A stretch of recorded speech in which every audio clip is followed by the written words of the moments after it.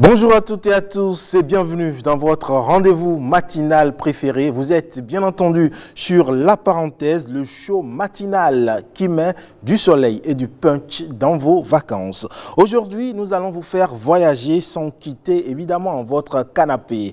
Allongez-vous confortablement. Au programme ce matin, rencontre avec une fierté du 229. Sa renommée le précède, surtout ces derniers jours où il est la tête d'affiche d'un spectacle qui fait mouche partout sur la scène culturelle. Vous avez envie de savoir qui c'est? Eh bien, restez avec nous. Le long de cette émission, vous allez le découvrir. Et dans le talk, cette question, lit commun ou lit séparé dans le couple? Grosse interrogation, n'est-ce pas? On décortique. C'est parti donc, la parenthèse s'ouvre.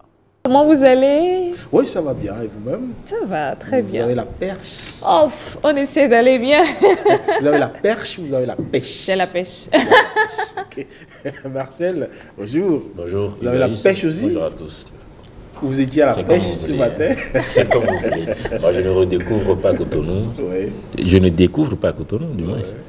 C'est Cotonou, Cotonou, c'est Cotonou. Oui, mais à travers ce clip, il y a eu plein d'autres clips à Cotonou avant celui-là. N'empêche, mais c'est-à-dire que là, ce n'est pas une redécouverte pour moi. Ce n'est pas une découverte pour moi. Un peu plus internationales qui mettent en lumière notre pays. Il faut saluer cela.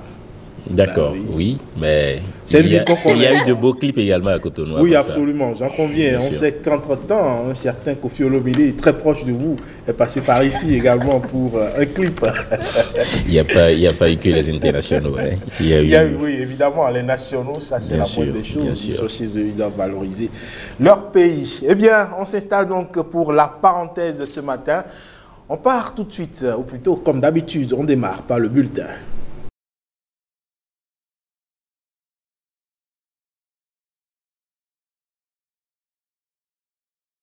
Où se trouve Banikwara dans le classement des communes du Bénin productrices du coton? Cette question était au cœur de la tournée gouvernementale. Petite question pour démarrer donc, elle reste en tête. Après 8 ans de gouvernance Talon, cet exploit n'est pas le seul. Dans cette municipalité de plus de 4000 km², plusieurs autres réalisations sont au compteur. À l'heure de la tournée de reddition de comptes, elles sont présentées aux populations dans l'arrondissement de Goumori. Michael Nouati et Abdoulaye Yakoubou Moumouni pour le constat. À cette étape de l'arrondissement de Goumori, la délégation gouvernementale dissipe les inquiétudes des populations de Banikwara par rapport à la réalisation de la route du coton suite au constat de l'évolution des travaux dans l'Atakora. C'est un projet important du gouvernement qui est déjà en cours parce que l'entreprise a été déjà sélectionnée, c'est l'entreprise Sourbat. L'entreprise a déjà même eu l'avance de démarrage. On attend la mission de contrôle pour que les travaux démarrent véritablement. Il y a le projet de système d'adduction d'eau multivillageois qui est en cours au niveau de l'arrondissement de Kokibourou. Les populations de Goumori ont également souhaité avoir un système d'adduction d'eau potable. Les efforts du gouvernement sont salués. Au niveau de la santé, au niveau des arrondissements, avant l'avènement du président Talon, on n'avait pas les médecins au niveau des arrondissements. Et aujourd'hui, à Goumori, là où nous sommes, nous avons un médecin. Et c'est un peu partout comme ça pour assurer la santé des populations. Les citoyens de Banikwara expriment leur gratitude au gouvernement du président Patrice Talon pour le renforcement de la sécurité et les facilités dans le domaine agricole. Quand vous traversez par exemple la Libori, vous allez voir les emblavures par rapport au coton. Donc les populations sont contentes et le gouvernement, dans son programme, veut doter tous les arrondissements, les 546 arrondissements du Bénin de commissariat. Il y a eu beaucoup d'engins agricoles qui ont été mis à la disposition des producteurs. Cela les renforce dans leur activité et cela leur permet d'emblaver beaucoup de superficies. Le gouvernement de la rupture, il a trop impacté la vie des femmes. En ce qui concerne la scolarisation, pour chaque localité, de primaire jusqu'au secondaire, les accompagner au niveau de la scolarisation, à chaque fin du mois, faire un don de 16 000 au niveau de chaque fille. Banikwara, c'est le bassin cotonnier du Bénin. Et les producteurs, c'est d'abord les intrants de bonne qualité. Et ils l'ont eu. Ensuite, il y a la question sécuritaire. Le gouvernement a pris ça à bras le corps. Les populations vraiment en témoignent. Beaucoup de choses se font, mais dans le calme. Le problème majeur, c'est d'abord cette question de la route cotonnière. À 25 km de Banikwara Centre, les travaux n'ont pas bougé. On leur a expliqué que tout est prêt maintenant parce que c'était un problème de bureau de contrôle qui est en train d'être résolu et elles se sont apaisées. Je tiens à remercier les populations qui ont massivement répondu présent à notre appel et malgré les périodes de saison de pluie, ils ont été contents du développement qu'on a eu à faire en ce qui concerne les réalisations du gouvernement actuel depuis 2016 jusqu'à ce jour. Après Goumori, les arrondissements de Koki-Boru, Toura et Ouné ont également reçu la délégation gouvernementale dans le cadre de cet exercice de reddition de comptes conformément aux doléances des populations lors de la première phase. Et toujours en termes de réalisation, l'état civil se rapproche de plus en plus des populations grâce aux documents administratifs obtenus en temps record. Les populations arrivent aujourd'hui à bénéficier des services sociaux de base. Une preuve de la place et de l'importance de l'ANIP dans le quotidien des citoyens. À Banté et à Basila, ces contributions significatives font l'unanimité. Regardons ces images. La satisfaction de ses usagers, voilà le maître mot qui guide les agents de l'ANIP déployés dans les communes. Ici, à Banté, toutes les pièces d'état civil sont délivrées aux populations. Germain, natif de l'arrondissement d'Atokolibé, est d'ailleurs venu ce matin pour le retrait de l'acte de décès de son père, pièce qu'il recevra 15 minutes plus tard. On courant lọ́wọ́ tó ìjọ́jọ́ ìwé ibẹ̀ bíi tí ó kọjá etí bíbẹ̀ tí lọlé lágbómè bó jìnnà náà gbómè ẹ̀sánṣì ní èlò lọ tọ́nà tẹ̀ ń débi kẹ́ ẹ̀ wo tẹ̀ kẹ́ ẹ̀ ó gbẹ́ sínú ọ̀nà tó gbẹ́ làkó ní òmùlà kó lágbómè ń kéèké ìwé yẹ accident wà nínú àlèsìn kéèké tubúlẹ̀ bó tubúlẹ̀ nínú ó kọjá àkàrọ̀ ní wọ́n làkó lè dìwé tí bẹ́ẹ̀ ó tubúlẹ̀ àkàrọ̀ ní yé ló ní àkàrọ̀ ní yé lọ́la ìdíníyẹ̀ ìjọba ti ràn lọ́wọ́ ti yé fún alẹ́sìn tó bùbọ̀ tó jẹ́ lẹ́kàn mí ní wa kẹ́bẹ́ bó lọ lé mẹ́rin ìtẹ̀kẹ́ ní kéba ìjọba ti yẹ fún wa tó rọ̀ á la yẹ̀dùn fún wa tàn. Comme lui, Alidou est venu à l'unité communale d'identification des personnes, UCIP, de la mairie de Basila, pour retirer son certificat de résidence. On peut pas m'aller certificat de résidence. Et ça n'a mon acheté parce que do otana y aller atama de chez achedo do kotono kile kotono na bomba ta chana kempan fole menyu et da asalana toma il est uchumka kacheto.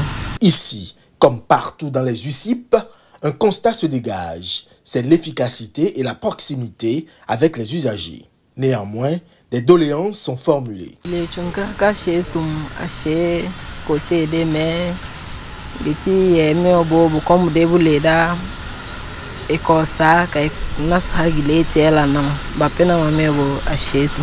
Ye mi ade de lesino on ko chefua on ko jaeden e iwe bibi kan abi be ti ani iwe bibi eyan ti e o ti no mi o ere wa le iwe bibi e ya wa le sin ja na ko ti e fua on ni ìjọba kò fún wọn lé àti ti e no ìwé yan ase lead e lilo aka lowe yan lọ́wọ́lọ́wọ́ báyìí ìjọba kó jaeden kó tójú sí lead e ton kó ya gbedi e fún eni anipo go che na anipo ko ko ya káyà rídìí ẹ̀ bẹ́ẹ̀ kò tí bẹ́ẹ̀ yẹ gbó àbàwá jẹ́ tó ṣe tí ìwé wa bàbá tìwé tí kò yá fún ẹni bíbẹ́ wọn níbo kó yá fún àgbo ẹ̀ àkàwọ́ kárí ẹ̀ ó di ìjọba kó tójú sí lídìí ẹ̀ fún wa tí ìjọba kó mójú wo ẹ̀ kún fún wa tí kárí ẹ̀. Des cris de cœur pour une satisfaction plus optimale des prestations envers les usagers.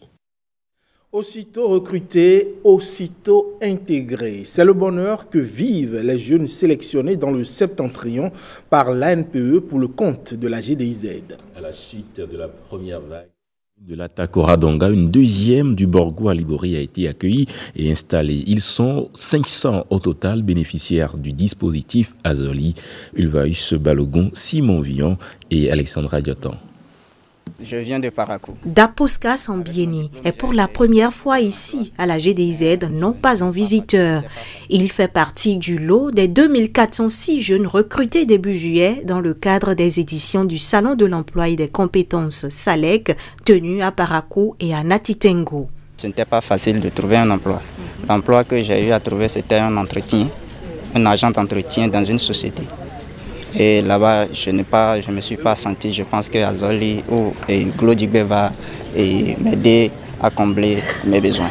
Daposka et ses pairs vont entrer en apprentissage dans les usines de Betex, Benet Steel SA. Cette unité de production, à elle seule, va intégrer 1200 jeunes sur les 2406 recrutés. Ce qui motive cette urgence, c'est déjà le suivi de notre plan de recrutement, mais aussi surtout la montée en puissance de notre usine. Le besoin de Betex en termes de main-d'œuvre s'évalue à 3800 ouvriers. Les nouveaux venus sont remplis d'espoir quant à la perspective de leur recrutement au thème de la phase d'intégration. Je vais quitter le chômage. En plus de ça, je vais participer au développement de mon pays. J'ai quitté la commune de Sinandé. Dieu merci qui m'ont choisi et je suis là. D'ici 2 ans, d'ici 5 ans, je pourrais devenir une meilleure personne qui pourrait apporter un plus à l'économie de mon pays.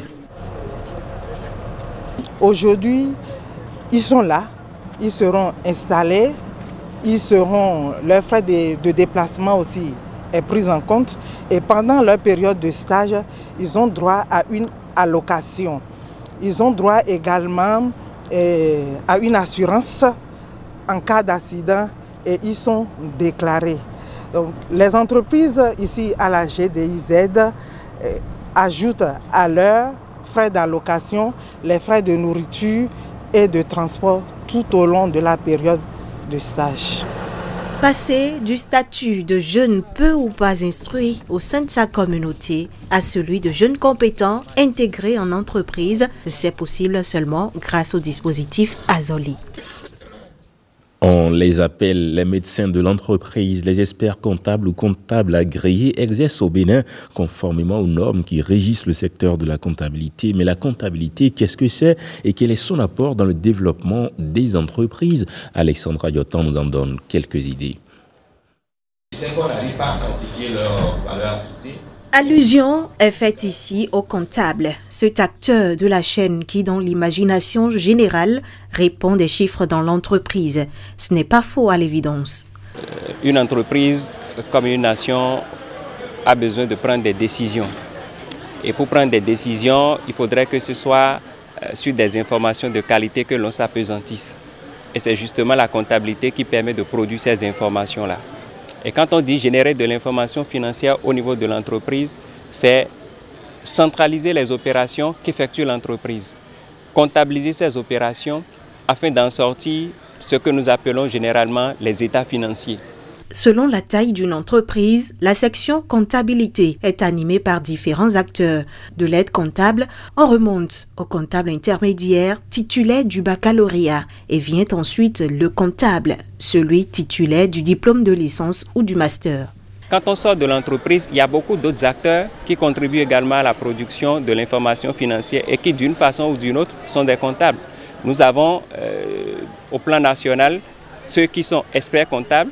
L'expert comptable, c'est le niveau le plus élevé de la profession. Le voici, le président de l'Ordre des experts comptables du Bénin.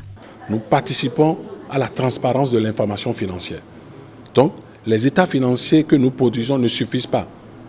Non seulement on produit, on les révise, on les audite. C'est ça, participer à la transparence de l'information financière.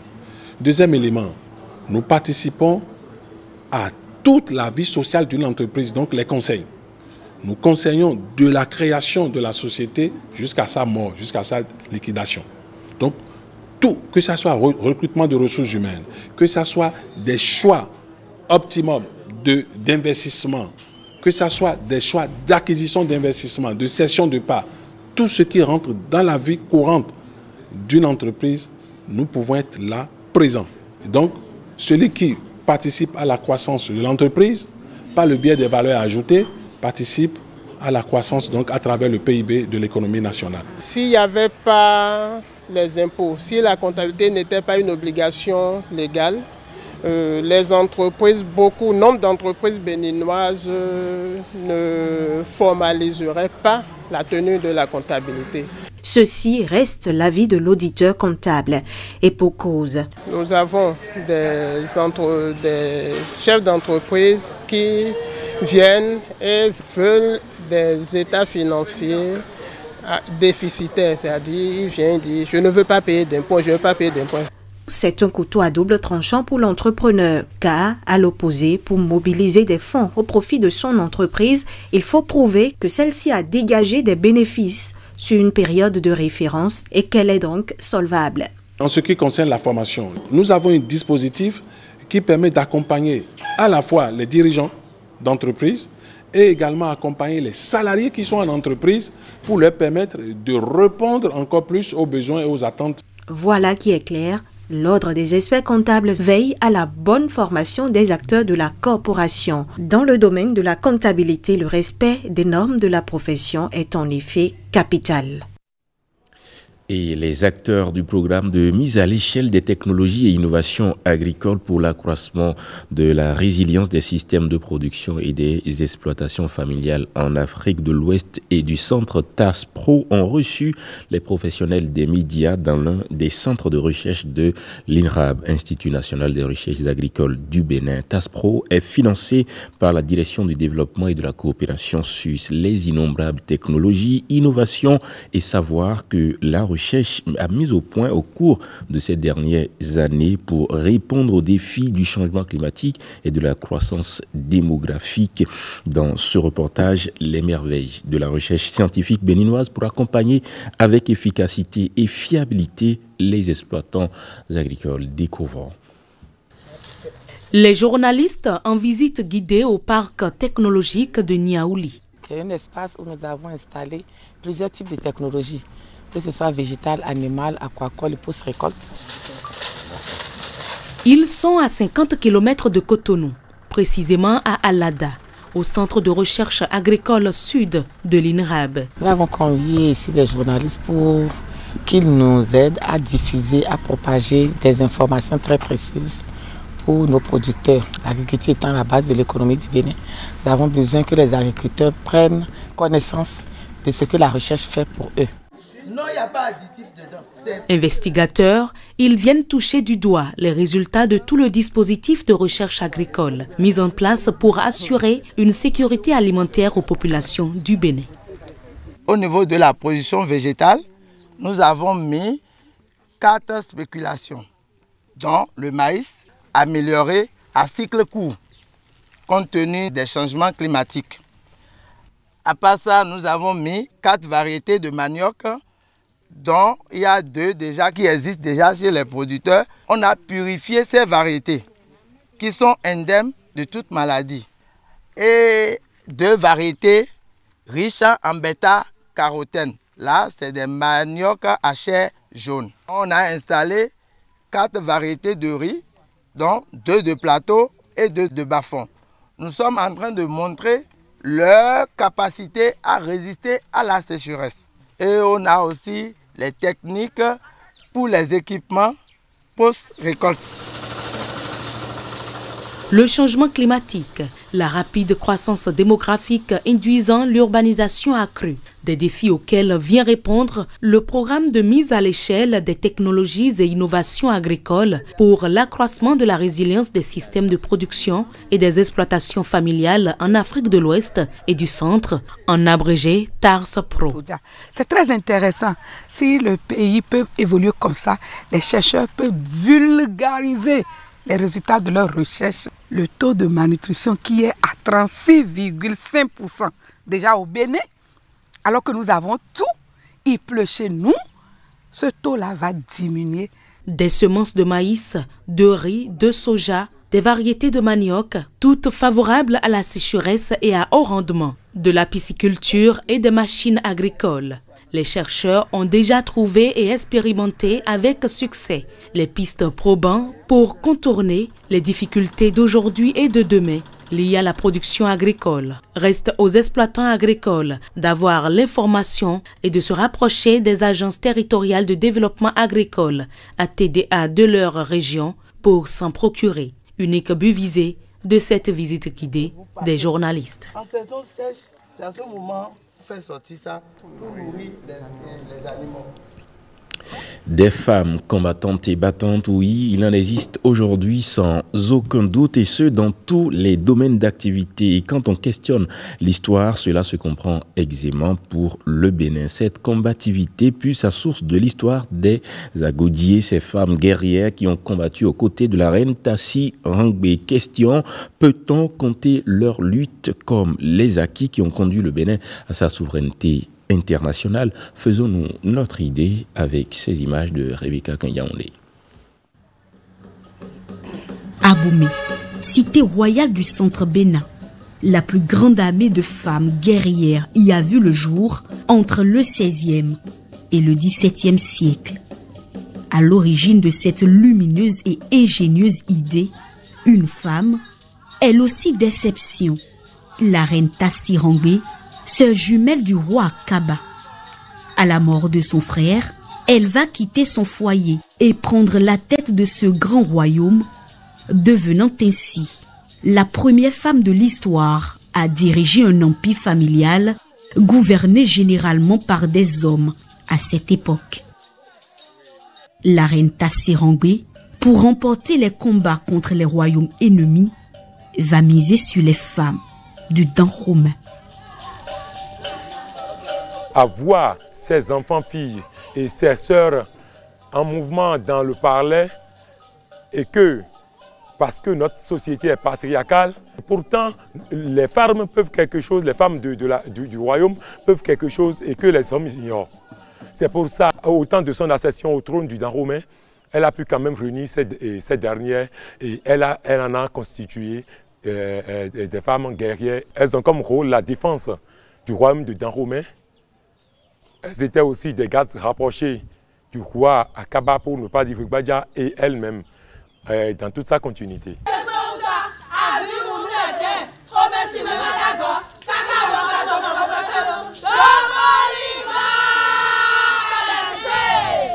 Courageuse, endurante, brave, ce régiment militaire exclusivement féminin n'avait qu'un seul but, protéger le royaume de Dahomey, même au péril de la vie de chaque membre. Les années s'enchaînent, les siècles aussi, et nous voici au XXIe siècle. En 2024, le pays célèbre ses 64 ans d'indépendance. La lutte de ces Amazones a-t-elle joué un rôle majeur dans l'accession du Bénin à la souveraineté internationale? Mais tout à fait. D'abord, le colonisateur s'est installé d'abord à Abomey, dont le général Dodd voulait faire la capitale de sa nouvelle colonie conquise. N'est-ce pas? Mais c'est les Amazones qui, par des actes de guérilla et de harcèlement continu, venaient assassiner les gardes, les gardiens, et cela a obligé le colonisateur à déménager d'Abomey pour rejoindre Porto-Novo et faire de Porto-Novo la capitale de la colonie du Dahomey. On les appelle les Agodiers. Et celui qui les a anoblis davantage, qui les a considérés comme Guézo et Glélé, c'est le roi Béranzin. Et vous vous rappelez, le roi Béranzin a mené une guerre de résistance contre les Français. Partout où il était, Dada Béranzin, sur les champs de bataille, c'est avec les Amazones. D'ailleurs, la statue que nous avons derrière, qu'on appelle la place d'Amazone ici, mais c'est l'Amazone Naga, qui est une Amazone du roi Béranzin.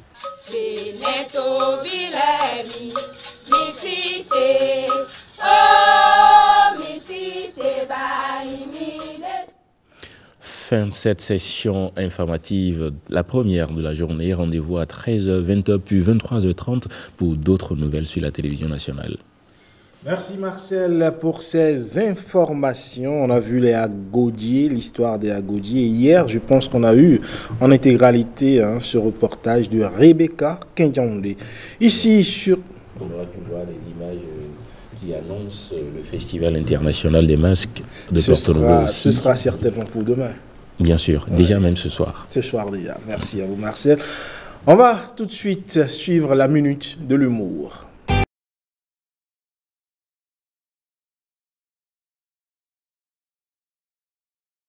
Bonsoir mon fils. Bonsoir grand. Chez moi. En fait, j'ai un gros problème. Ah bon? Attends. Quand c'est un gros problème, il faut réveiller les grands génies. Laisse-moi le temps de réveiller les grands génies. D'accord, grand féticheur.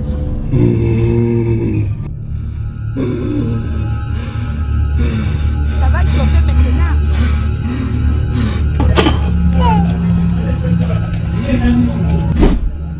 Regardez ce qui va se passer ici.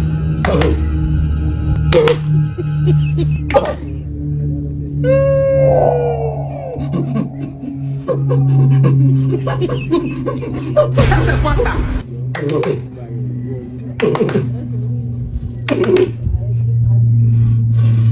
Jajarija. C'est quoi qui passe? Jari jamane, jari pavan, sananana, sananana, sananana, sananana, jari. Allez, coup de marteau, descends, coup du marteau, descends, coup du marteau,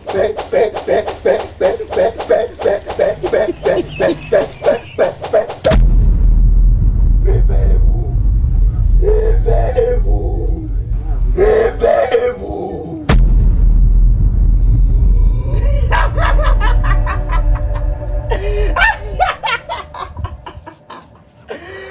Ils sont réveillés. Il y a de quoi?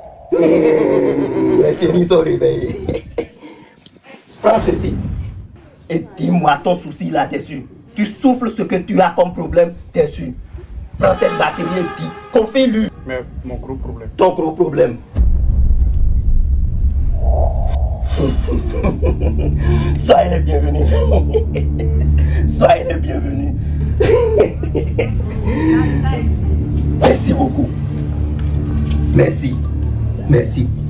Merci. Voici le problème qu'il nous a amené. Voici le problème.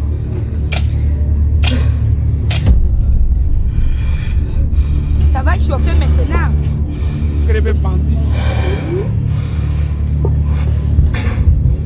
Attends, qu'est-ce que tu as dit sur la batterie et les génies sont en train de dire que c'est un manque de respect?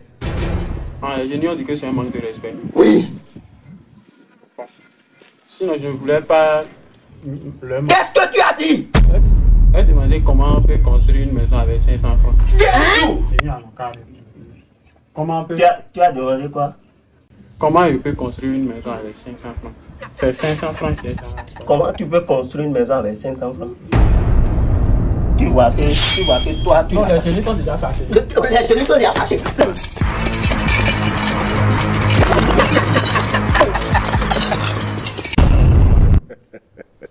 Comment peut-on vouloir construire une maison avec 500 francs?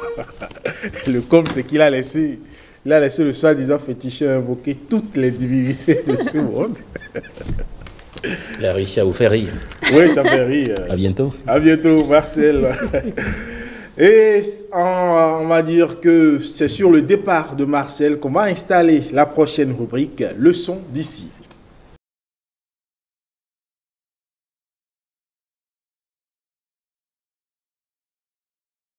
Dans le son d'ici, on parle d'une cérémonie particulière, toute particulière, dans la région d'Agoni, avec une canne un peu mystique.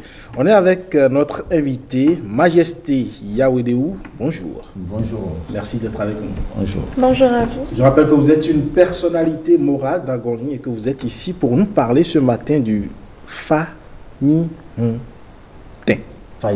C'est bien ça, oui. Je ne l'ai pas mal prononcé. Non, voilà. Pas du tout.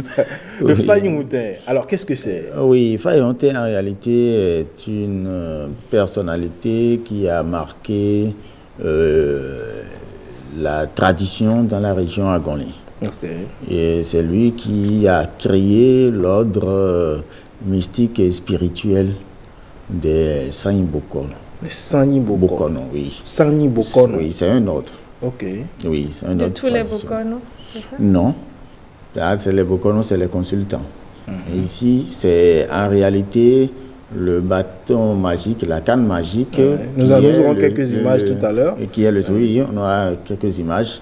Et l'histoire a raconté que c'était un monsieur, il est chasseur, et il vend les produits de chasse et de cochon dans le marché, dans le marché de Kobe. Et la femme venait chaque fois se ravitailler. Mais à la fin, le monsieur donnait toujours un morceau de plus pour le mari de la dame. Et des années ont écoulé. Le mari a décidé un jour de recevoir le monsieur. Il a demandé à son épouse d'inviter le monsieur à la maison. Et la dame est venue acheter et a demandé au monsieur de la suivre dans quelques heures pour aller voir son mari qui souhaiterait le rencontrer. Elle s'est dit, ben, je ne pourrais pas parce que pour que je vende tout ce que j'ai là, ça ne va pas être facile. La dame a dit, ce qui est sûr, ça va finir quand moi je viendrai. Et effectivement, avant que la dame ne revienne, c'était fini et il s'était préparé, effectivement, et a suivi la dame. Et en chemin, ils ont constaté que, le monsieur a constaté que toutes les agglomérations sont parties et il ne restait que la brousse. Mais alors là, il faut quand même que je me retrouve. On va où? Et ça se passe comme ça. La dame a dit non, allons-y. Quelques centaines de mètres après, ils ont constaté une étendue d'eau. Oui, à perte de vue. Monsieur a dit, ah, ça c'est quoi encore? Il dit non, c'est que je mets les pieds dedans, toi aussi tu mets les pieds dans l'eau. Et dès que ça s'est passé comme ça, ils se sont retrouvés devant un grand portail. Ils ont ouvert le portail, ils ont découvert un village, pratiquement. Donc ils ont été vers le monsieur, le chef de collectivité, le chef du village, qui est le mari de la dame. Et ça a commencé comme ça. Le monsieur avait 3 femmes, 3 épouses. Et quand il est parti comme ça, il ne revenait pas, il ne revenait plus. Ah, il est allé au marché, il ne revient plus, on l'a cherché, on ne l'a pas trouvé. Les femmes se sont inquiétées. Oui, les 2 dernières sont parties. Mais la première, Dovinon, elle est restée. C'est une femme de Adogbi et le monsieur est de Zoba, à Kobe. Donc, c'est le monsieur qui s'appelle Fayonté. Oui. Il a fait 7 ans avant de revenir. 7 ans. Il était où? Bon, personne. Donc, il a fallu qu'il revienne raconter l'histoire pour que l'histoire puisse se constituer. Donc, le matin, la dame Dovinon était allée jeter les ordures dans la brosse à côté. Quand elle a eu un signe, elle regarde en haut, elle a vu sur la branche, une branche d'un grand arbre, le monsieur assis, son mari assis. Il dit, ah, Fayonté, tu sors d'où? Il dit, va me chercher de l'eau. Elle est allée chercher l'eau avant qu'elle ne revienne avec les sages et autres, avec l'eau. Le monsieur était déjà assis par terre. Il l'a retrouvé assis par terre, de l'arbre, assis par terre. C'est là où les consultations ont commencé. Et on a fait quelques rituels avant qu'il ne puisse commencer par parler. Et c'est là où il a raconté tout ce qui s'est passé. Et arrivé là-bas, il a été initié. Et quand il est revenu avec beaucoup de parures mystiques sur le corps. Et on sentait qu'il n'était plus un homme, il n'était plus lui-même. Donc c'est comme ça qu'il est revenu. Quand il est revenu, il a dit qu'il a été investi de beaucoup de pouvoirs. Oui, donc il a institué des cérémonies désormais cérémonies comme Tolida et Poindo Tolida, c'est quoi? Bon, c'est une cérémonie qui se fait plus, ça ne se fait plus aujourd'hui. Non, ils n'ont pas continué, mais ça se faisait jusqu'à il y a une soixantaine, 70 ans, 80 ans, ça se faisait encore. Oui, et Kassisi, ça, c'est une cérémonie des jumeaux qui sont repartis. Comment est-ce qu'il faut faire la cérémonie des jumeaux? Oui, et là aussi, il a pu installer, investir quelqu'un qui s'est occupé de la consultation des défunts. À Agonling, sur le plateau d'Agonling, on appelle les défunts et ils parlent pour discuter avec eux. Votre papa défunt, votre grand-père défunt, et vous discutez. Et donc, on appelle ça Khomei. Donc, il a pu instituer ça aussi.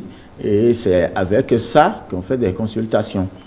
Donc, au lieu de faire les consultations face, c'est comme ça qu'on consulte. Donc, c'est cette consultation qui se fait aussi annuellement et auprès de la divinité Dovo qui, comme le Tofa. Oui, c'est comme ça que ça se fait. Donc, chaque année, on consulte sur la région et on a les informations sur comment il faut passer la période, l'année, oui, ainsi de suite. Le roi Meïla, j'ai envie de demander, est-ce que c'est de cette histoire, c'est de là qu'est venu le fait que quand certaines personnes décèdent et qu'on ne comprend pas l'origine de leur mort, spirituellement, on va consulter et on les fait réveiller pour leur faire parler. Oui, pour leur demander qu'est-ce que la cause de leur décès.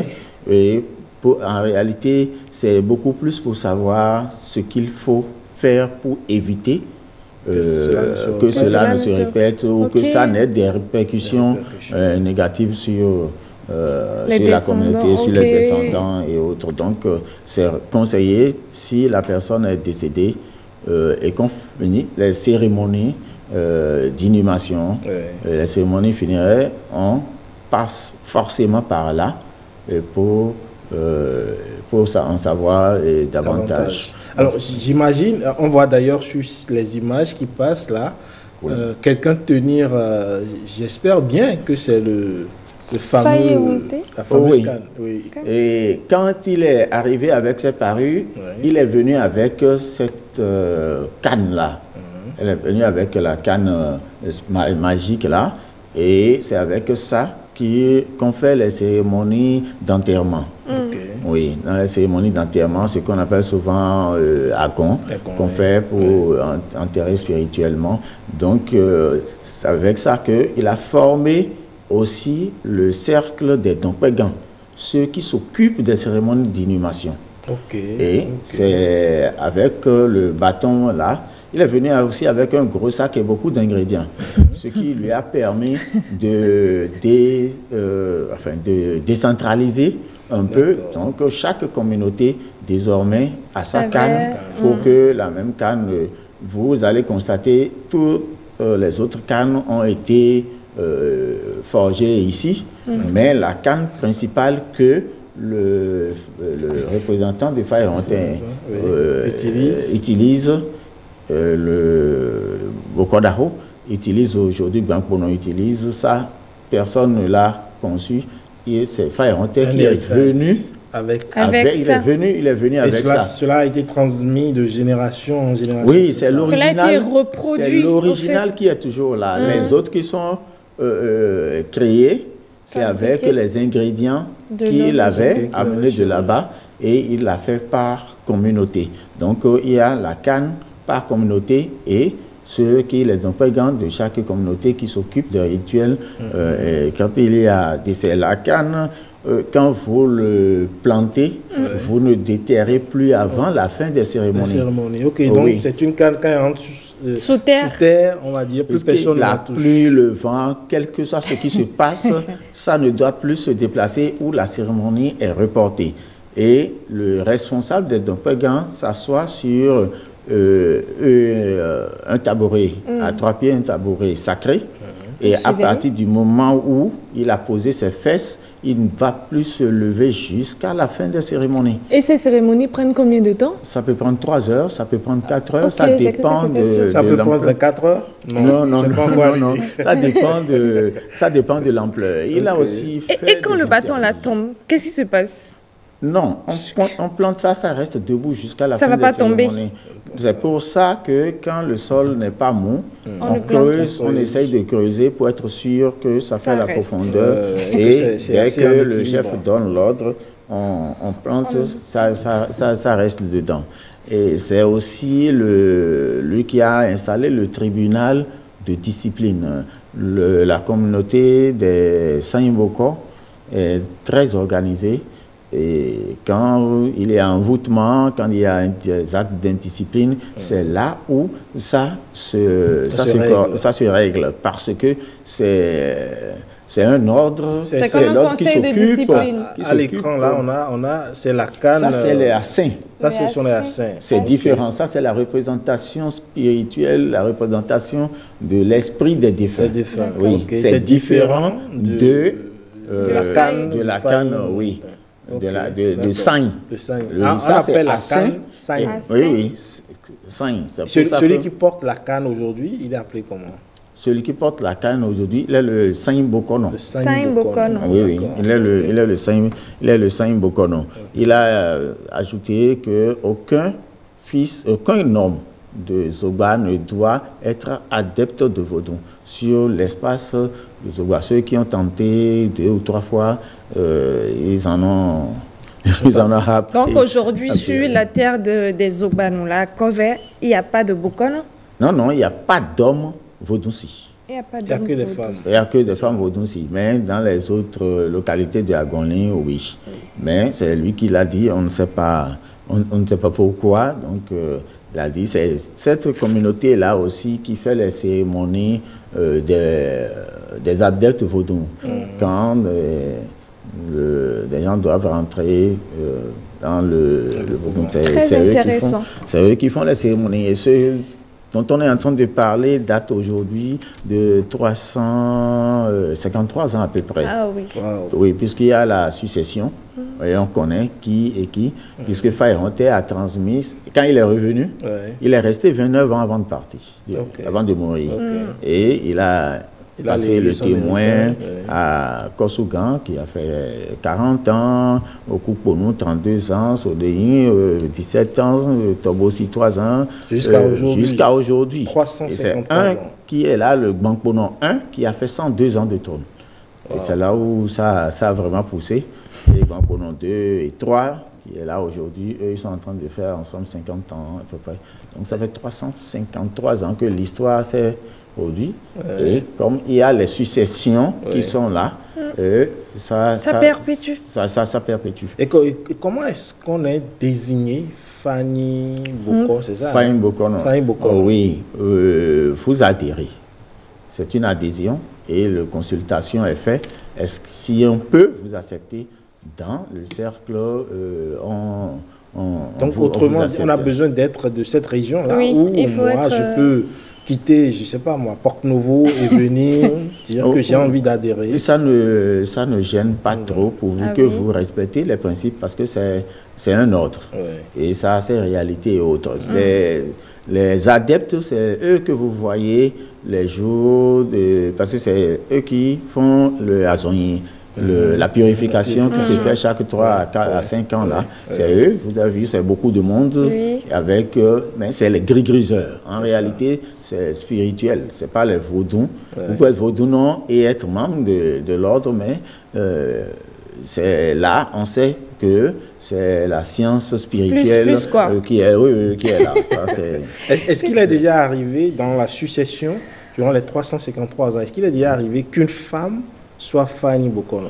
Non, vous ne verrez pas de femmes dans l'ordre. Il n'y a pas de femmes dans l'ordre? Non, il n'y a pas du tout de femmes dans l'ordre. Parce que, comme je le disais tantôt, c'est là, le jour des Azonyi, vous avez vu, les machines étaient dehors.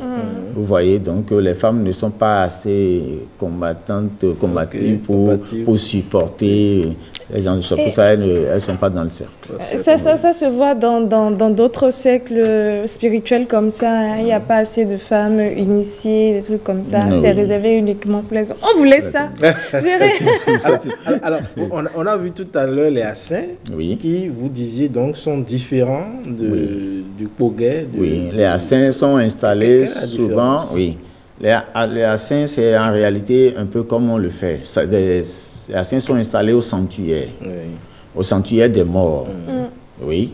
Et quand quelqu'un décède et qu'on finit les cérémonies, on invite son esprit à intégrer le Assin. C'est pour ça que au-dessus du Assin, on choisit le motif qu'on veut et qu'on fabrique.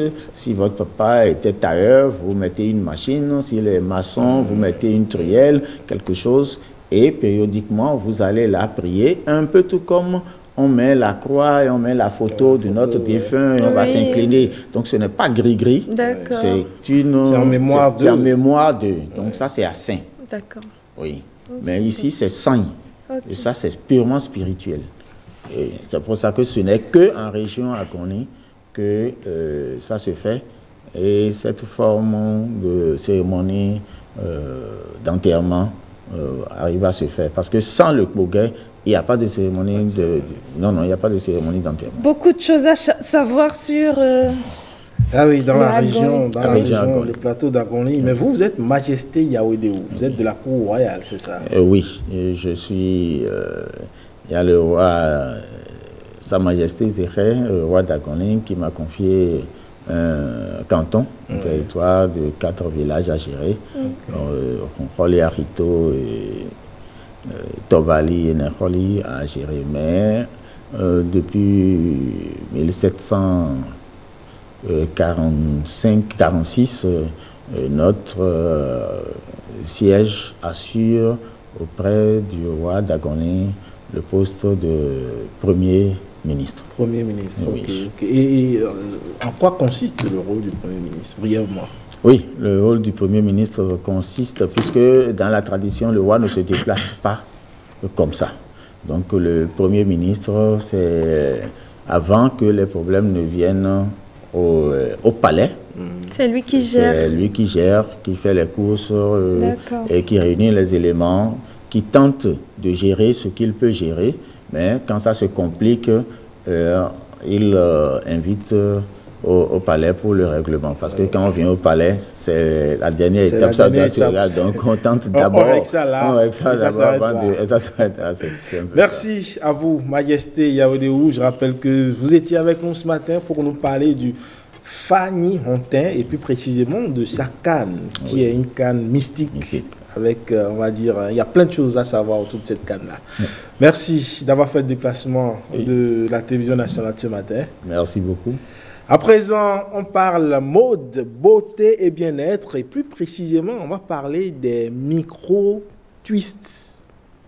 C'est ça.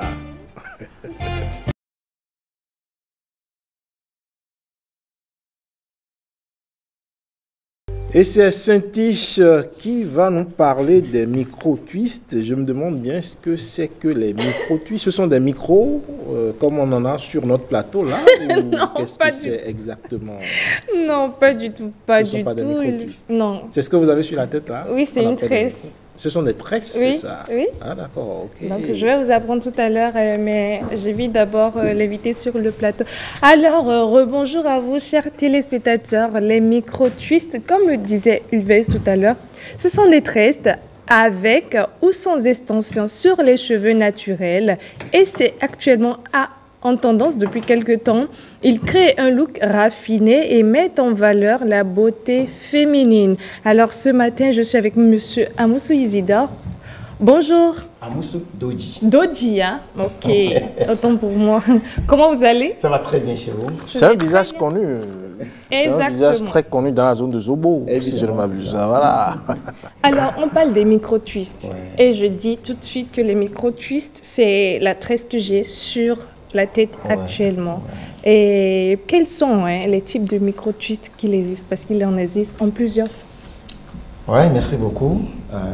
Évidemment, il y a beaucoup types de micro-twists, comme vous l'avez dit. Il y en a, on peut le faire avec les cheveux naturels mélangés à des mèches. Voyez-vous? C'est-à-dire qu'aujourd'hui, maintenant, il y a des types de cheveux qu'il y a sur le marché où on peut acheter. C'est fait de façon très semblable aux cheveux. Un peu comme ça. On montre. Voilà, c'est un peu comme ça. Ça, c'est les kinkis naturels. Voilà.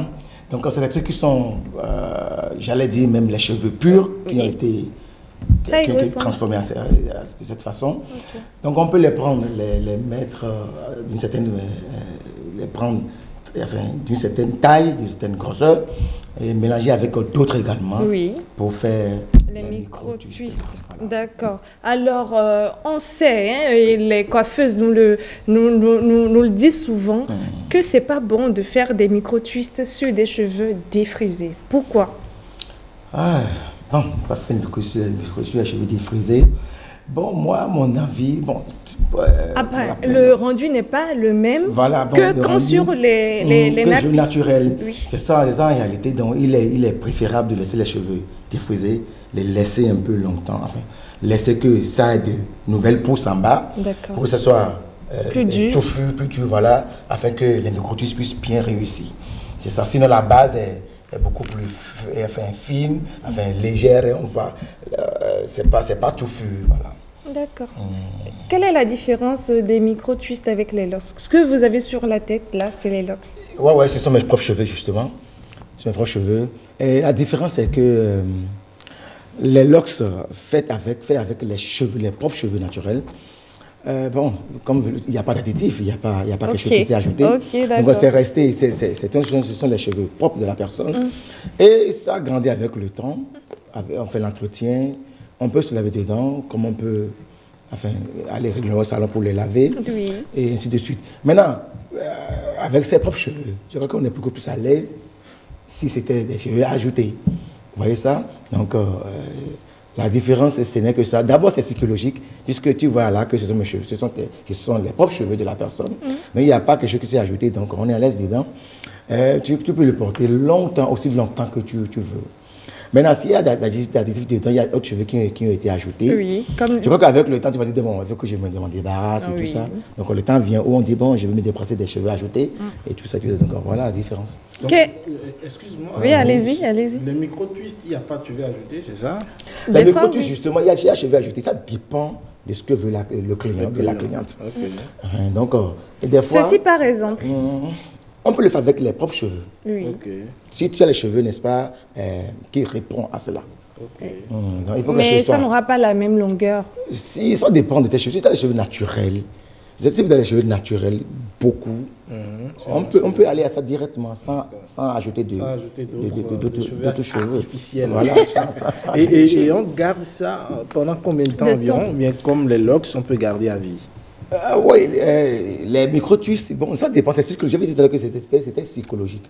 Donc, si on ajoute d'autres cheveux dessus, si la personne, ça ne gêne pas la personne, elle peut garder aussi longtemps qu'elle veut. Maintenant, le plus du temps, ça gêne toujours parce qu'il y a toujours la tête que, bon, il y a autre cheveux qui est dedans. Donc, un jour, on dit, mais, il faut que je m'en débarrasse, Donc, des fois, on enlève. Il y a une manière d'enlever des fois. Et tu peux retrouver tes propres cheveux qui vont être directement comme ça. Voilà. Là, on peut peut-être passer tout de suite autour de leur sans ajouter de cheveux étrangers. J'ai envie de demander une autre problématique, la problématique de presque toutes les femmes qui veulent faire les micro-twists, c'est que toutes les coiffeuses ne sont pas habilitées à le faire. Ou est-ce que... Quelle est la manière? Pourquoi est-ce que c'est si difficile pour celles qui n'ont pas appris de le faire alors que c'est une tresse comme les autres? Ouais, vous savez, les micro-twists, d'abord les dreadlocks en général, c'est une forme de cheveux qui est apparue depuis l'avènement de notre légende Bob Marley. Donc c'est lui qui a instauré cela dans la vie des gens. Donc c'était pas connu tout de suite de tout le monde. Et quand les coiffeuses, par rapport à votre question, les coiffeuses, j'allais dire depuis un certain temps, ne considéraient pas trop ça. Eux aussi, les LOX au Bénin n'étaient pas trop connus. Oui, il y a un certain temps, il y a environ 20 ans en arrière, il n'y avait pas la connaissance de Druid LOX en tant que tel. Et quand les gens portent Druid LOX, ils appellent l'apparence, gêne les gens parce que c'est les voyous, c'est les drogués et tout ça. Donc, alors qu'en réalité, ce n'est pas le cas. Donc, je crois que c'est peu à peu, l'envie est venue. Enfin, j'allais dire une mode qui est apparue après. Bon, donc, ceux qui, la nouvelle génération, ceux qui ont appris maintenant la coiffure, par la suite, ont choisi d'aller au Druid LOX, puisque c'est devenu une mode. Hein, bon, très souvent, c'était d'abord les Ghanéens, j'allais dire les anglophones, qui ont adopté le style là très rapidement. Oui. Et c'est là-bas, c'est beaucoup répandu. Donc, et le Bénin, les francophones ne considéraient pas trop ça. Donc, quand il y a quelqu'un qui porte Druid LOX au Bénin, on le catale, on le met. Non, mais de moins en moins quand même. Hein. Oui. Peut-être par le passé, mais aujourd'hui, de moins en moins, c'est plus accepté. Même dans les entreprises, les Druid n'étaient pas acceptés dans les entreprises. Les chefs d'entreprise disent non, il faut enlever ça. Alors que c'est cheveux comme tout autre. Vous voyez ça? Les tresses, c'est là, par exemple, que vous portez. Ce sont les tresses. Bon, là maintenant, il y a ajouté d'autres cheveux. Maintenant, les chefs d'entreprise acceptent ça, par exemple. Mais quand ils sentent que... mais quand c'est les cheveux naturels, je ne sais pas en quoi ça... Ils ont plus... Non, en réalité, c'est parce que la plupart de ceux qui ont des Druid LOX ne les entretiennent pas bien. Et du coup... Ils apparaissent comme des personnes, on va dire, aussitôt on a l'impression que ça ne va pas bien dans la tête. Mais quand c'est bien entretenu, comme le vôtre là, ça va. Et comme il le disait tantôt, puisque c'est une tresse portée à la base par Bob Marley, et on le connaît, le fumeur. Donc tout de suite, quand cette tu es... Reste, ça te colle à la peau, on dit que tu es un drogué, tu es un ci, tu es un ça, alors que c'est la personnalité de la personne. Donc on revient à la question, pourquoi c'est si difficile aux coiffeuses de le faire? De le faire, oui. Et les coiffeuses de le faire, bon, je crois que c'est la formation qu'elles ont eue. Je crois que c'est ce que ton patron sait faire ou ta patronne sait faire que tu vas apprendre, à moins qu'après ta formation, tu ailles ailleurs pour te faire pour le faire. Donc je crois que la majorité des coiffeuses, des tresseuses ne s'y intéressent pas. Parce que souvent, vous avez les trucs là, c'est souvent les hommes qui l'adoptaient dans le temps. C'était les hommes qui donc ils allaient là où il faut pour le faire. Et il y avait souvent, c'était les hommes qui s'en occupaient dans le temps. C'est les hommes qui s'en occupaient. Et maintenant, qu'est-ce que vous faites vous? Qu'est-ce que vous faites vous aujourd'hui pour que puisque de plus en plus les femmes s'y intéressent à Cotonou, dans tout le Bénin, qu'est-ce que vous faites pour que les autres puissent connaître vos manières de faire ces tresses? Bon, chez moi... Et les réussir, surtout. A priori, si quelqu'un a envie de savoir faire les micro-twists, la personne va se faire former là où ça se fait. Voilà, je vais dire tout à l'heure. Le patron n'a rien à faire. Voilà. Si tu as envie d'apprendre, tu viens vers moi et je t'apprends. C'est tout. À moins que tu paies la facture, à moins que vous nous organisiez peut-être des séances, je ne sais pas, pour apprendre aux gens. Là encore, il n'y a pas d'obligation. Voilà, il n'y a pas d'obligation. Voilà. Donc, si ça te plaît de te former, tu viens au centre approprié pour le faire. D'accord. Combien faut-il, en parlant de coûts, des micro-twists? Non, pas LOX, des micro-twists. Voilà. Bon, vous avez les micro-twists, le coût, c'est beaucoup élevé parce que ça prend beaucoup de temps. Avec les rajouts. Avec les rajouts. Oui. Ouais, j'avais dit, avec les rajouts, ça peut... Un prix approximatif 150 000. Wow, c'est cher, hein? Ouais. 150 000 par là. Bon, ça dépend aussi du nombre que le client, la cliente veut. Parce que c'est tout ce qu'il y a dans le paquet, ça. Donc, pour avoir vraiment le volume donné, il faut un nombre de paquets, 4 à 5. Voilà. Alors que déjà, le paquet, ça a un coût. Ça a un coût. Donc, voilà. Le minimum pour un druide, les mini twists là, c'est 150 000. D'accord. C'est 150 000. Intéressant. Je ne suis pas prêt de le faire. Je veux faire les druides, c'est plus simple. Ailleurs, ça peut se faire. Même à moins de 100 000, ça dépend. Si vous voulez un truc qui ne soit pas trop volumineux, on peut faire un truc au moins 200. D'accord. Voyez-vous. Mais pour la plupart du temps, c'est quand c'est volumineux que c'est beau. Oui. Alors, il faut que tu sois prêt à payer la facture. Merci à vous, monsieur Dodi. Il y a aussi un aspect, l'entretien. Oui. Oui, l'entretien, par exemple. Pas trop de temps. Hein, encore une minute. D'accord, pour l'entretien. Si vous avez, par exemple, il faudrait que périodiquement, vous allez au salon pour qu'on revoie. La base, il doit y avoir des repos. Oui. Il faut arranger tout ça. Oui. Donc, ça prend du temps également. Et le coût dépend, n'est-ce pas, du volume. Et l'entretien, il faut le faire combien de fois par mois? C'est une fois par mois, au moins. Il faut laver et il faut revoir la base. Ça coûte au minimum 15 000. D'accord. Merci à vous. Merci à vous. On va passer à la prochaine rubrique. La prochaine rubrique, eh bien, c'est le talk. Le talk, on installe nos invités avec le talk.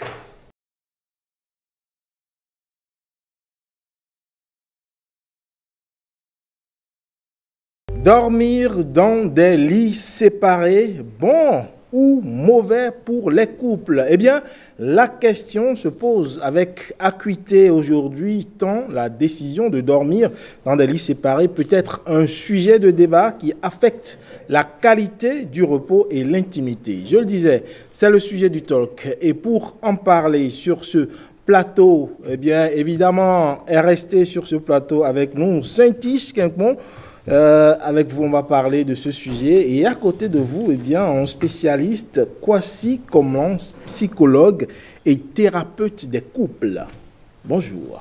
Bonjour, Humanis. Vous allez bien? Très bien. Merci d'être avec nous ce matin. Merci. Saint-Tiche? Oui, Ulvaeus. C'est un sujet qui vous parle, de dormir dans le même lit ou pas? Parlons-en. Est-ce que ça me parle? Je ne sais pas. Vous ne savez pas? Non. En tout cas, on va en parler. Vous allez nous dire exactement ce qu'il en est pour vous. Déjà, de façon un peu basique, déjà, êtes-vous pour dormir dans le même lit ou dans des lits séparés, Saint-Tiche? Dans le même lit? Mais pour moi, je n'ai pas envie de dire dans le même lit ou dans des lits séparés, mais je sais que dans un couple, l'homme et la femme, ils doivent avoir leur propre chambre. Donc, ça veut dire déjà que c'est des lits séparés. Maintenant, la question du coucher, est-ce que l'homme va dormir dans sa chambre séparément que la femme ou ils doivent dormir dans une même chambre? Je dirais, c'est important de dormir ensemble. C'est important de dormir ensemble. Très, très. Et nous a rejoint sur ce plateau ce talent que j'ai annoncé en début d'émission, cette fierté du 229. Ignace Dometok, bonjour. Bonjour. Merci d'être avec nous. C'est un plaisir.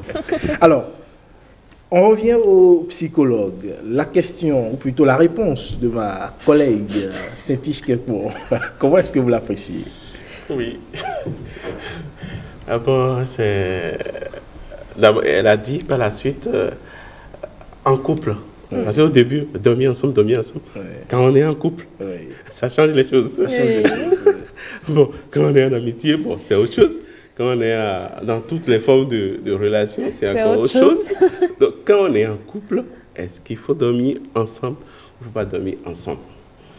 Alors, la réalité, c'est que les couples commencent ensemble et au fur et à mesure que le temps passe, on sent le besoin de se retrouver seul. Et vous allez voir, dans la vie trépidante de Cotonou, c'est que, on s'est vu, puis on a commencé l'aventure. Peut-être qu'on a commencé avec, je ne sais pas, chambre-salon. Bon, et puis par la suite, les enfants viennent. Et puis après, les enfants grandissent. Les enfants, en temps, on a mobilisé un peu de fonds, on a pris un espace un peu plus grand. Et puis les enfants partent. Certaines chambres sont libérées et puis on se retrouve, on sent le besoin de vivre seul, de se retrouver. Peut-être le besoin de faire un peu le point de sa vie, peut-être le besoin de se recentrer, peut-être le besoin de se retrouver, mais on sent ce besoin-là vers la fin de la vie. Vous allez voir, c'est la tendance, je vais dire, naturelle. Sinon, de mon expérience de thérapeute, d'accompagnateur des couples, je sais que les avis sont diversifiés. Il y a certaines femmes qui demandent vraiment à se retrouver seules. Et il y a certains hommes aussi qui demandent à rester ensemble tout le temps. Donc c'est vraiment, partagé. Qu'est-ce qui peut expliquer le fait qu'on veuille rester ou avoir sa chambre seule, dormir seul, alors qu'on est en couple? On sait que quand on est en couple, on est censé tout partager ensemble. Oui. Qu'est-ce qui peut expliquer qu'on décide ou qu'on veuille? En fait, c'est quand on est en couple, on est censé tout partager, mais on n'est pas fusionnel. Parce que je vais vous dire quelque chose, c'est le bonheur individuel qui va faire le bonheur ensemble. Si tu n'es pas capable d'être heureux seul, tu ne peux pas, en tout cas, être heureux avec l'autre. Ce qui fait que certaines personnes, selon leur caractère, selon leurs besoins personnels, selon certains aspects de leur vie, ils peuvent avoir ce besoin-là à des moments donnés de rester seul. Et vous avez dit, ça vient même naturellement à des moments donnés. Il y a dans des couples où à des moments donnés, le conjoint s'enferme dans un silence qui ne dit pas son nom. Au point où l'autre, bon, qu'est-ce qui lui arrive, qu'est-ce que j'ai fait, je ne sais pas. Mais c'est un besoin vital pour lui, on va dire, de s'isoler. Voilà, de s'isoler. On est ensemble, mais on s'isole juste pour se retrouver. Parce que ça fait partie des besoins fondamentaux, besoin de l'intimité. On est ensemble, c'est vrai, on est ensemble, mais on a envie de rester seul. On a envie d'avoir son cercle à soi, on a envie de se revoir, de se retrouver seul. Vous voyez un peu. Donc, en réalité, c'est que ce besoin-là vient et nous demande vraiment et c'est vital, ça permet vraiment de se retrouver. Maintenant, il y a des circonstances où on est obligé de rester, de faire lit commun. Lit à part ou lit commun. Ok. Je vais parler de lit séparé, par exemple. Et quand on dit lit séparé, ce n'est pas forcément dans des chambres à part, ça peut être dans la même chambre. Oui, mais chacun son lit. Voilà, chacun a son lit, il y a des cas comme ça. Alors donc, il y a des conditions conditions de santé, conditions, par exemple, suite à un accident, et un conjoint doit placer des appareils pour pouvoir dormir. Vous voyez, il y a des appareils, il y a un appareil qu'on place parce que dans la nuit, quand il dort, il y a rupture de respiration au point où si on ne met pas l'appareil, il peut mourir. Donc l'appareil fait un bruit infernal qui dérange peut-être le conjoint qui doit demain se réveiller pour aller au boulot. Et là, c'est... Et quand au-delà de l'appareil, on a un conjoint qui ronfle. Et ça aussi, c'est ça peut être aussi une raison. Il y a ronflement, il y a aussi péter. Oui, il y a le conjoint qui peut péter. Voilà. Ou bien, il y a la malpropreté. C'est des sujets qui ne sont pas abordés comme ça, mais ils vont venir en thérapie pour autre chose. Mais après, vous découvrez qu'en réalité, c'est la malpropreté de l'autre conjoint qui dérange. Ouais, c'est des sujets graves, mais bon, voilà. Alors, Ignace Tometok, vous chantez souvent pour la femme. Vous avez cette chanson mythique, nous. Alors, qu'est-ce que vous pensez de ce sujet-là? Entre dormir dans un lit commun ou dans un lit séparé? Merci beaucoup, merci. C'est un sujet très grand, mais qu'on peut quand même résumer très rapidement. Et qu'est-ce qui est conseillé? Moi, j'ai l'habitude de dire que vivre en couple, ce n'est pas qui veut, c'est qui peut. Alors, donc, si c'est qui peut, parce que cela exige un certain nombre de choses qu'il faut s'armer pour avoir avant de pouvoir dire, bon voilà, je vais vivre avec quelqu'un. Si on se voit, comme l'a dit tout à l'heure, le psychologue, voilà, le psychologue. Bon, si on s'est vu dans un coin de rue et puis on se fait les beaux yeux et après un enfant vient dedans et on se met ensemble, c'est qu'on n'a vraiment pas pris le temps de connaître la personne et de l'admirer, de l'accepter telle qu'elle est avant de se mettre avec elle. Donc moi je pense que, parce que vous savez, dormir ensemble, c'est une façon de fédérer les énergies. Un couple, un homme et une femme qui dorment ensemble, cela crée des liens d'amitié forts. C'est sincère.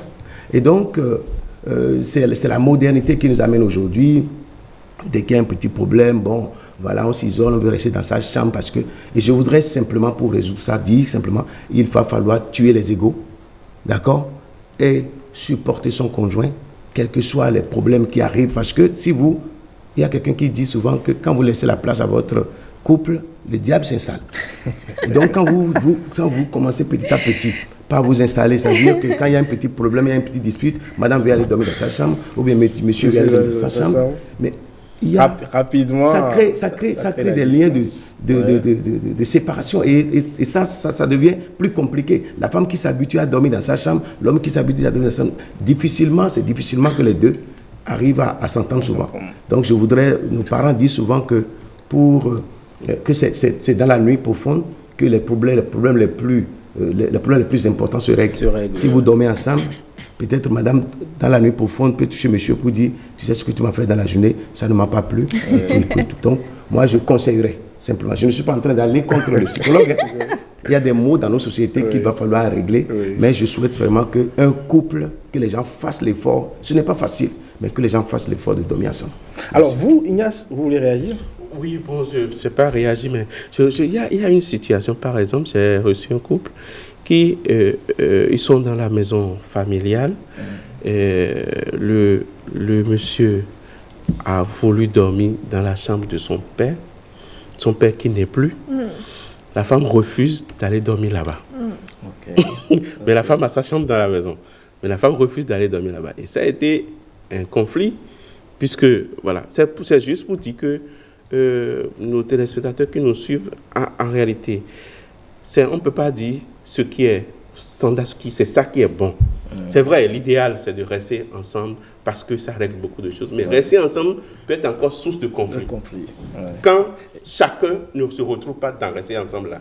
Et dans cette condition, Saint-Tiche Allez-y, non, j'avais envie d'ajouter que c'est un véritable problème chez nous parce qu'on est un pays en voie de développement. Du coup, il y a cet aspect de la pauvreté, de la grande masse, qui fait que on est obligé de dormir ensemble puisqu'on a une chambre salon. Comment voulez-vous que j'aille dormir dans une autre chambre partagée? Et surtout quand on a des enfants. On a des enfants.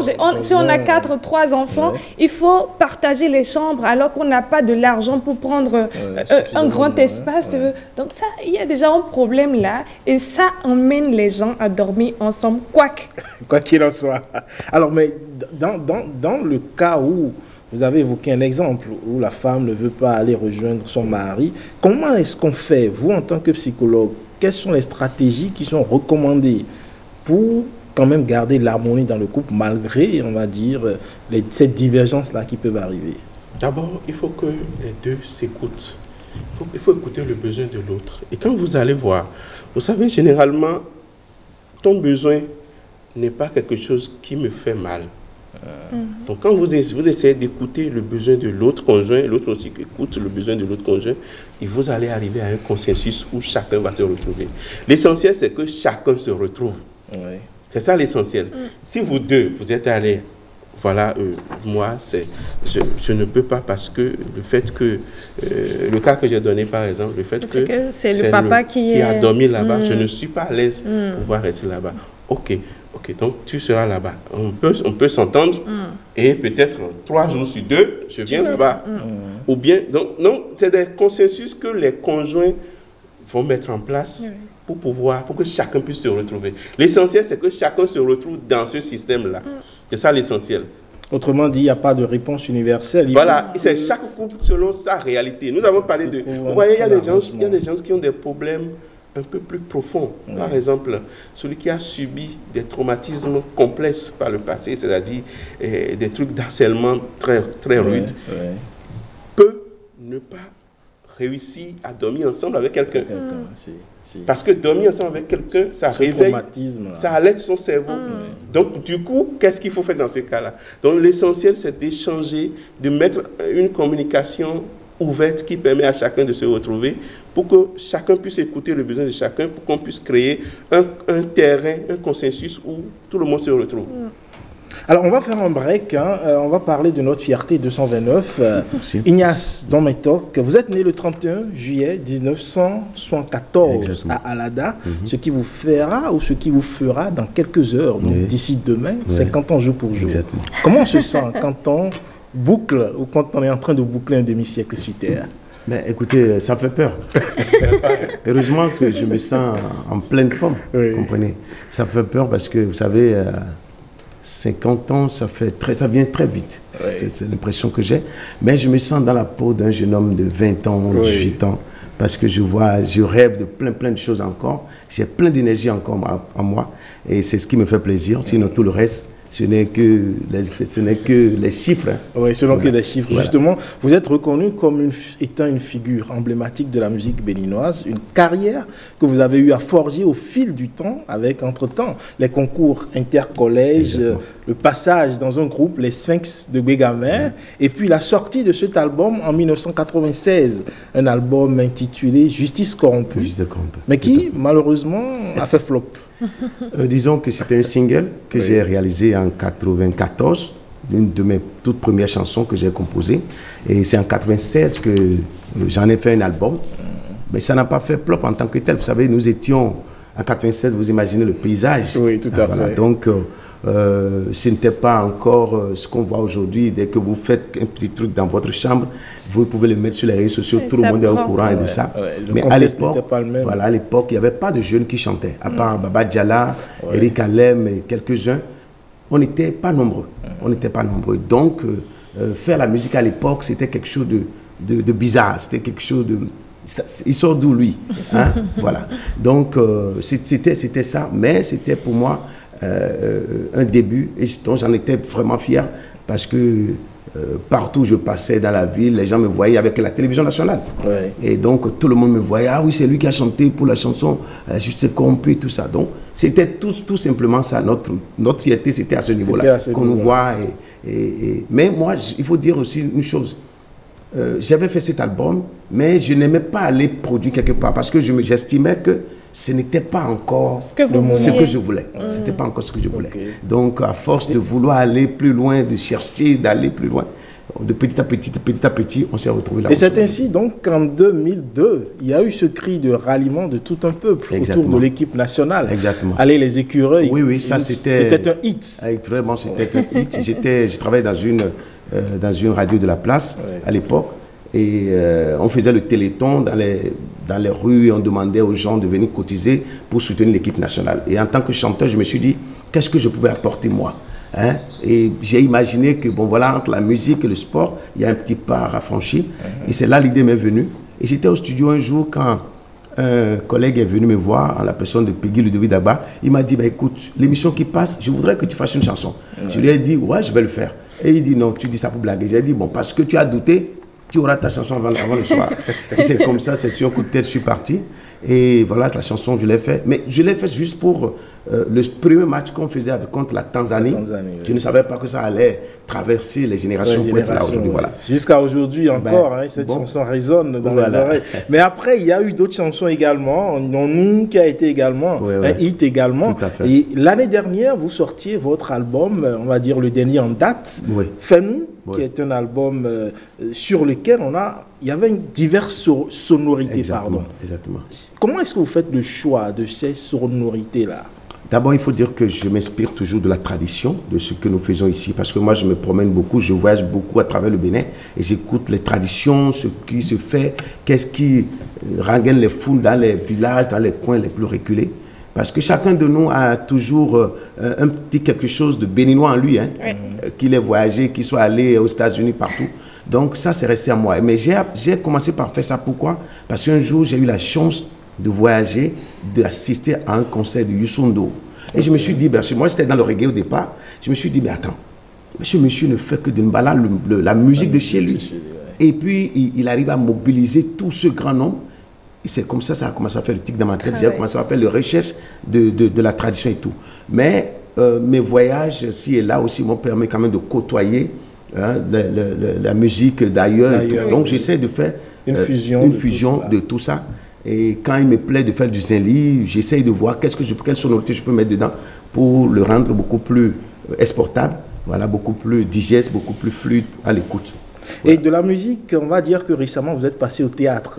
On vous a vu récemment dans une comédie musicale où vous étiez en train d'incarner, on va dire, le roi Béhanzin. En tout cas, je pense que c'est beaucoup d'honneur. Vous savez, ce n'est pas donné à tout le monde représenter, sinon incarner un personnage comme Béhanzin, franchement, c'est inimaginable. Mais je voudrais ici dire toute ma satisfaction, tous mes remerciements à un homme, Amé Ali, qui m'a fait confiance. Parce que je me rappelle, il y a de cela quelques années, quand il a me voir, il m'a dit, mais tant que j'ai une idée, je veux faire la comédie musicale de Béhanzin. Et je le regardais, il m'a dit, mais je veux que tu sois l'acteur principal. J'ai dit, mais c'est pas vrai, qu'est-ce que tu racontes? Il dit, je veux que tu sois l'acteur principal. Et petit à petit, nous avons commencé par réfléchir sur comment ça va se faire. Et sur le chemin, nous avons rencontré un jeune, Didier Nassé Gandé, qui vraiment a eu, et aussi la grande sœur, Rachel Bossou, qui tous les deux ont fédéré les énergies pour nous sortir ça. Et je salue aussi tous mes collègues, tous les amis artistes qui se sont joints à la chose et qui ont donné tout leur cœur pour que vous ayez ce que vous avez eu là. Je vais vous faire une confidence dans mes talks. J'étais dans la salle. Oh là là. La salle était bondée de monde, le bas comme le haut du palais. À la fin, lorsque le roi Béhanzin allait se rendre au blanc, j'ai eu la chair de poule et je disais à celui qui est à côté de moi, regarde, c'est comme si j'y étais, alors que j'étais même pas encore née. Franchement, c'est une merveille, cette comédie musicale. Alors, on est fiers de vous. C'est aujourd'hui 30 ans de carrière. 30 ans de carrière qui doivent être célébrés. Absolument. Comment est-ce que vous entrevoyez cette célébration de votre carrière? D'abord, je dirais pas une prière. Mon âme exalte le Seigneur. Exulte mon esprit en Dieu, mon sauveur. Car il s'est penché sur son humble serviteur. Désormais, tous les âges me diront bienheureux. Le puissant a fait pour moi des merveilles, saint est son nom. Je rends gloire à Dieu parce que vous savez, 30 ans de vie, de carrière, ce n'est pas donné à tout le monde. J'ai eu cette chance-là. Avec la grâce de Dieu, j'ai pu parcourir monts et marins pour me retrouver ici. Et je me suis dit, il est temps de m'arrêter. Ce n'est pas la fin de ma carrière. Il y a beaucoup de surprises, beaucoup de choses qui arrivent encore. Alors, donc, je me suis dit, il faut que je m'arrête pour remercier, pour rendre grâce à l'Éternel des armées. Celui-là qui a veillé sur moi, qui était avec moi partout, que je sois au Bénin, à l'extérieur, partout, et où j'ai vécu de merveilleuses choses dans ma carrière, de merveilleuses choses. Grâce à la musique aujourd'hui, je suis allé dans les coins les plus reculés de la planète où je n'ai jamais imaginé me retrouver si je faisais autre chose. Alors, cette célébration aura lieu quand? C'est prévu pour le 24 août prochain. Et sur cette scène, vous aurez autour de moi la crème de la musique béninoise. Tous mes collègues artistes sont invités, depuis les doyens jusqu'aux plus jeunes que vous connaissez aujourd'hui. Ils ont tous accepté de venir me soutenir. Et donc, je voudrais lancer un appel. Je ne sais pas si je peux continuer. Allez-y, en train de Je voudrais lancer un appel à tout le public béninois qui m'a apporté depuis le début de ma carrière. Je leur ai dit, il est temps que vous me prouvez encore votre amour. Parce que si je n'existais plus, vous allez me regretter, vous allez dire, oh, Don Métoc, alors je suis encore vivant. C'est le moment de célébrer Don Métoc. Je vous demande de venir. Je veux voir tout le monde là-bas. Je veux que tout le monde fasse le déplacement pour que nous fassions vraiment cette fête-là. Merci Ignace Don Métoc d'être passé sur ce plateau. Cette célébration, on y sera. Tout le peuple béninois y sera également. C'est la fin de votre émission La Parenthèse. Merci pour votre aimable attention. Nous faisons un coucou à Mathieu Sokenou qui a célébré hier son anniversaire. Ça a failli nous échapper. On revient là-dessus pour lui dire beaucoup de courage parce que, comme l'a dit Ignace Métoc, passer des années sur Terre, c'est une grâce. Il faut rendre grâce à Dieu. Merci pour votre aimable attention. Suivez à partir de 9h30 en direct de l'Arena Champ de Mars de Paris, le combat du judoka béninois Valentin Winator dans la catégorie des moins de 18 kilos, de moins de 81 kilos, pardon.